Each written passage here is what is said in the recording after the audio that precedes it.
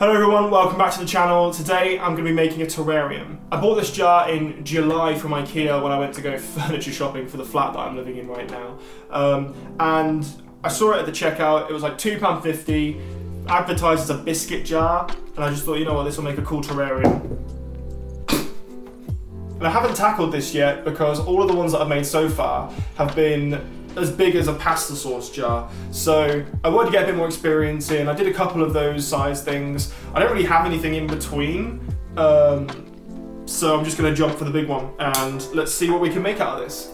So I'll start off by creating a false bottom using some gravel that I've washed. This is just so that the water has somewhere to go when it's done cycling in the ecosystem, and it just makes sure that the bottom of the substrate doesn't get all soggy and nasty. Next, I will cut up and place the insect mesh inside. This is just to make sure that the substrate doesn't get into the drainage layer, as that's, you know, what we're trying to prevent, having a soggy substrate layer. Next, I will put in some activated charcoal. This is a water purifier, and it's just to make sure that we don't get mold in our closed ecosystem.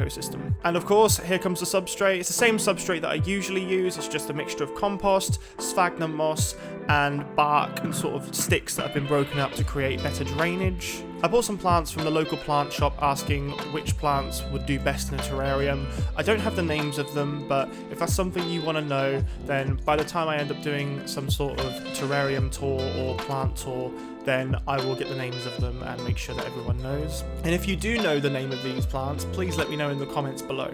I apologize for the fact that my hand is heating up the terrarium, so it's getting quite foggy and it's difficult to see inside. I realized how difficult this particular container is to film, but all I'm doing right now is placing some slate stones down, trying to get a feel for how it's going to look, and then I'll sort of take them all out again, glue them together, and then I will put them back in, hold them for a little while just to make sure that everything's secure, and then take them out. This super glue is non-toxic. I'll have the name of it in the description below. Next comes the most established plant that I've got, and as you can see, it's kind of poking out at the moment, but I'm just trying to get it so it's just below where it's going. I don't know if it's going to grow much taller, but if it does, I can always take cuttings off and regrow plants anyway. So it's always going to be continuously growing because I'll take cuttings and then I'll have more of the same plant to put in other terrariums, which is obviously great.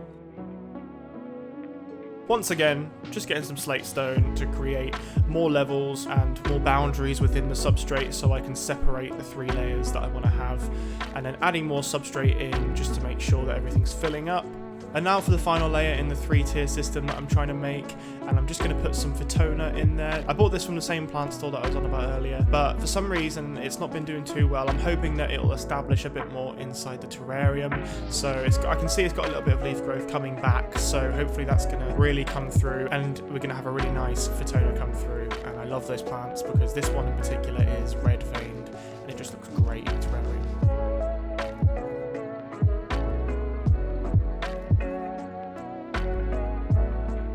Now I'm just doing the final bits of slate stone, just making sure that everything's glued in, going around the 3rd tier in the system, and I'll also add some accent pieces in, like some little bits of broken wood, some smaller slate stone. And now it's time for the moss. I'm going to glue the moss to the rocks so that I can put them in certain places and not worry about them falling off. This is just going to fill out the rest of the terrarium, make everything look really green, act as a sort of carpet, if you will. I love the way that moss looks and how easy it is to collect it, how easy it is to grow, and it's just a wonderful texture to add to any terrarium.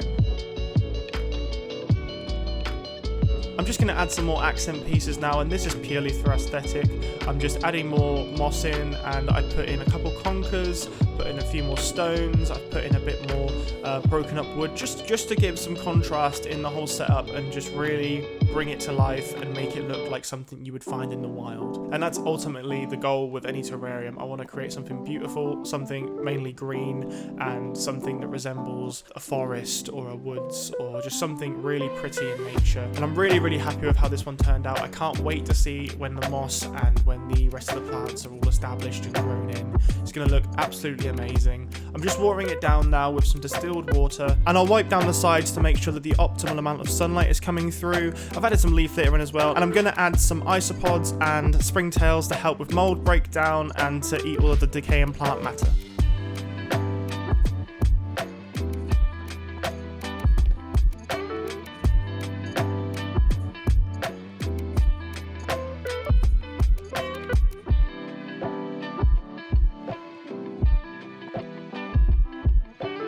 Thanks so much for watching this video. I really enjoyed making this. I'm so happy with how it turned out. I planned it all in my head for ages and it's just, I can't believe that I've finally done this. If you end up making something like this, then please let me know in the comments below. I'd love to hear about it. Or tag me in your stories or your posts on your social medias. I'll have my links down below in the description so you can find me. Last thing to do is put on the lid. If you enjoyed this video, then please subscribe. It means a lot to me. And if you could like this video as well, that would be great. If you enjoyed the music throughout this video, then I'll leave my Spotify link down below in the description to check out more. Once again, thanks for watching and I'll see you in the next video.